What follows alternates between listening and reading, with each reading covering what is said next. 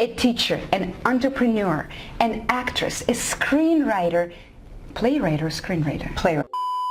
Pardon my French. Sorry.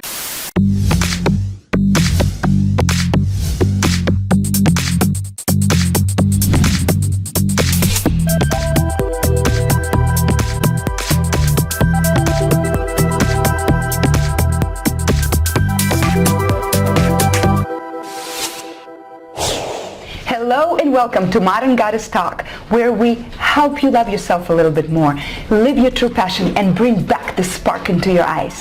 And today I have this amazing woman, a teacher, an entrepreneur, an actress, a playwright, and now a book author, Tamika Lecheé Morales.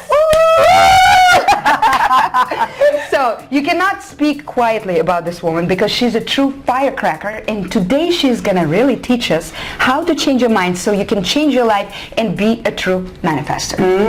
So Tamika, after a long list of titles, You make me sound so important. you are important. Many people look at you and think that you're a very successful woman, which you are. But what is success for you? Well, that's funny that you asked me that, because I think people have all these different ideas of what success is. And for me, actually, to bring it down to the most simplest level, I think success is where you actually set a goal and you achieve your goal, right? Once you achieve it, then you have some success, and it could be something small, it could be something large. It could be like, I want to work out today because I can't get to the gym as often as I'd like, right? If I could just get to the gym today, then you have this sense of success, right? Or it could be something that's much larger. Like for me, people might not think that this is important, but for me, graduating high school, that was for me a big success. And look, what have I done? I went on to get my bachelor's degree, I went on to get my master's degree, I've got 40 credits beyond my master's degree. So it's just funny, it could be small, it could be big, but the most important thing, honestly, is that you set up those goals and that you achieve them. And the success is just, it's the end result, right? But for me, where success really comes in is the journey. I love it. I love it. It's the journey, because people fail. You often fail, but you know what? There's success in failure, right? Because you take that failure, and depending on the type of person you are, right? I take failure and I take rejection, and what do? I let it manifest for a little while in me, and what do? It turns into a drive that, you know what? I have to prove something to myself. Yeah. Not to anybody else only, but to myself, that I can do it, because I believe in myself, right? And I know that I can achieve it. If you believe it, you can achieve it. And that's what I think separates successful people from unsuccessful people, is not really what they accumulate. No. It's how they are dealing with. Everybody has failures. Everybody. Right. But we all want to achieve something grand right away and not enjoy the little steps, right? And then when we achieve it, again, we are result-oriented in our society, but not process-oriented. Oh, absolutely. As a matter of fact, one of the best things I've ever heard is a mistake is a wise man, a mistake is a wise man's education, right? And that's really how I feel. We make mistakes in life. We're not perfect. We fail at things, but it's what we learn from it, right? And how we let that manifest in us to push us forward, to overcome that stuff. That's what's most important. So it's the journey on how you get to those things and how you look at things. It's perspective, right? Absolutely. It's all about perspective. And you're a master of the perspective. We're going to talk deeper about this, because I also learned recently about your life story, which is pretty amazing, because you grew up not only in a not wealthy environment, you grew up in a very challenging environment. Oh, absolutely. Could you maybe describe to our audience where you grew up? Okay, so try to imagine, I'm born and raised in New York, in Coney Island I was raised. So think of a 2-bedroom apartment in the projects in a ghetto, and there is you, your brother, your uncle, your aunt, her 6 kids, and your grandmother. And your father's not in the picture, and for a moment in time your mom is not in the picture, and it's all of you, 12 of you, right, are growing up in a 2-bedroom apartment in the projects of Coney Island. And in certain moments of all those years, from the ages of 9 until I was 18, there was other family members coming in from Puerto Rico and other people that we would take in off the street, truthfully. So at one point, it was as high as 17 of us in a 2-bedroom apartment. So it was a very scarce. I can't even begin to explain the challenges that we had. Besides financial issues, obviously, we had those issues, but just necessity, right? The everyday things that you need to survive, like toilet paper, you know what I mean? Like food. We don't think about this. We don't think about it. And I'm just going to leave you with just a thought so that people can really understand, especially because I know you have a big woman of goddesses, right? You have all these goddesses who follow you, right? So try to imagine that you're so poor that you can't even afford sanitary napkins, right? When it's that time of the month that you have to go through the bag that you keep from all those lost socks, that you have this whole bag of all these individual socks, right? Because somehow the dryer eats them, right? And you take the thickest of those socks and you use that, because that's all that you have. That's a little perspective for our audience. And if they want more perspective, I've written a play based on, you know, my challenges and how to break a vicious cycle, right? And the play that I wrote is titled The New Eurekan. And so you'll get to learn more when you get to see the play. When are we going to see the play? Well, I'm actually in the midst of trying to get it produced for 2018. So very soon. Awesome. Well, this is amazing. So when you describe your environment, I mean, many people can choose to do drugs, become alcoholics, you know, stay on the streets, because, you know, they would have a great reason and excuse, and the society would even understand them. But you didn't. What was the turning point for you to just decide that I'm going to break this cycle? You know, for some people it's something, they have to either hit rock bottom or something has to be really bad in their life for them to just be like, you know, enough is enough, and that's their turning point. For me, I can't say that it was one specific event. It was just life. My life every day was just about survival. I was in survival mode constantly in survival mode. And when I saw my environment and what I was a product of, I just knew that I didn't want that for myself. And so I wanted much more for myself. So it was the idea of, I deserve more, I want to thrive for more, and I'm going to do whatever it takes.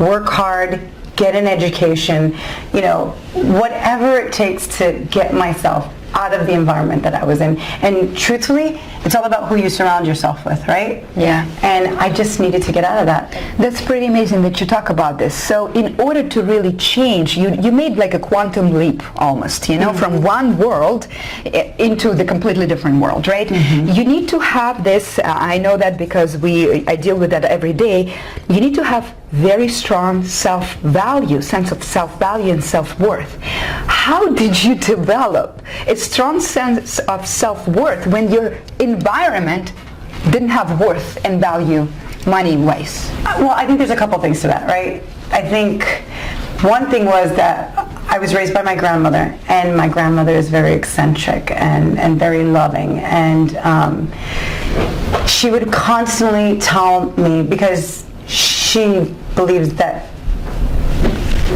she's special, right? And that we are her seed, so to speak, right? So she instilled in me that I was different, that I was special. But different good, right? Different good, absolutely good. Different in a great way. That I was different, that I was special, that I don't belong of this earth like normal people, somewhat to speak it, not to get prophetic or anything like that, but she instilled it in me, and I really believed it. I believed that I was different than everybody else around me. I believed that there was something special about me, and that there was a greater purpose for my life, and that I had to really figure out what that was, but that there was something more. And so that was part of it. And then the other thing I think is that when I was going to school and I got into certain programs in school, not because of I was encouraged to go to school, but I did it more of an escape to get out of my household, if you want to know the truth. Yeah. And so you look for a place, right? And teachers started to put value in me, and then friends started to put value in me. And when people start to trust in you, and you start to open up and they start to believe in you, you don't want to let them down. No. Right? And they put value in you. Yes. And so in turn, you put value in that idea of who you are, and that you don't want to let that down, so you work that much harder. And so I think that had a lot to do with it. I just started to feel like I believed in myself and other people were believing in me. And the truth is, I wanted to be the first one to graduate from my household, to graduate from high school. I wanted to be the first one to get a college degree. I wanted to be the first one so that I could say, listen, you don't have to stay in your circumstances, right? And I became a young mother. Yeah. And that was probably a big part to do with it. I needed to show that my son at that time, being a young mother, that you know what? It doesn't matter where you come from. You can do it. You can do it. If you decide. That's very amazing. It's all about your mind.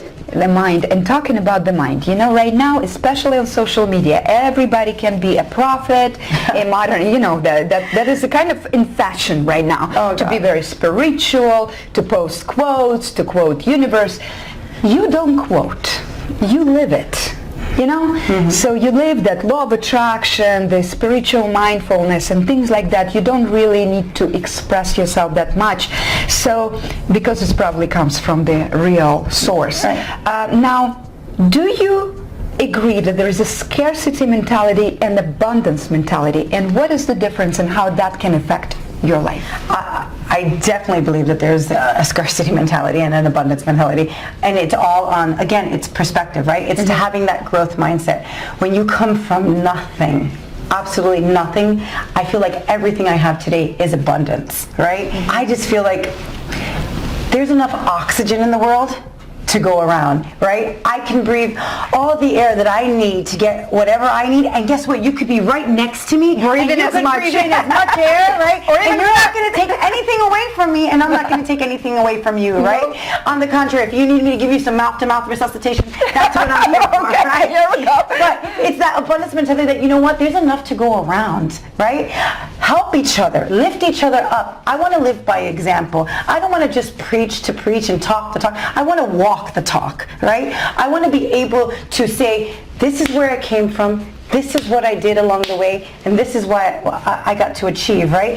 And I want to do something more. I want to be able to help you to achieve whatever it is that you have. If there's something that I've done in my experience that I know can help you, I want to serve you, right? I want to be able to share my wisdom with you about my journey, hoping that you can pick up some of those, you know, golden nuggets along the way that can help you, so that in turn, when you get to the top, you can help those who are on the bottom and pull them up with you, right? Because it's lonely to be on the top by yourself. It is. So what you need to do is you need to share your wisdom so that you can help bring those people to the top with you, because it's so much fun when you're in company, right? Absolutely. God calls us, right, to be together, right, to community. It's a form of community, right? Not to do things alone. We grow up to connect. That's what our whole purpose in life is to connect, right? And so if I can do something in anything that I can do to help you to get up there, that's what I want to do, because you know what, I've been down there, right?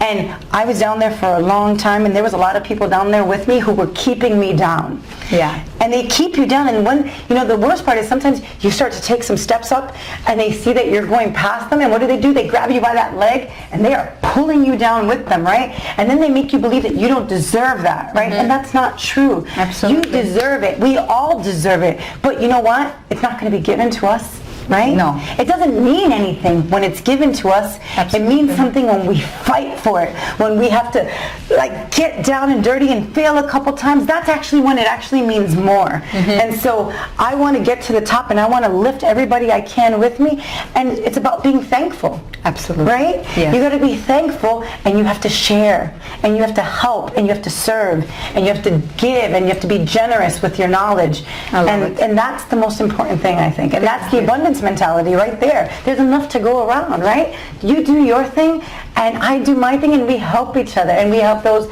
in need. And that's the most important thing, and that's the abundance mentality. I love it. Aren't you like in love with her?